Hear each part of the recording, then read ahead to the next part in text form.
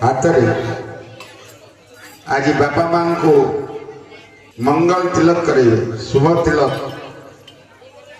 जो बापा माँ बसते पुओ झील मान स्वागत अभिनंदन करती ये भारतीय संस्कृतिर मान्यता अनुसार तांको ये चंदन लगे दियंती।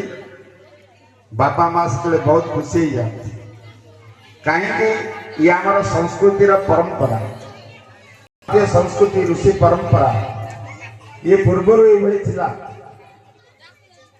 जिते संतान बापा माँ पाखे पहुंचला बापा माँ हृदय गला जिते दूरी संतान थी आते न देखिए बापा माँ से कौथे आसला बहुत आत्मकृत हो जाती। ये कौन बापा माँ ये वात्सल्य प्रेम।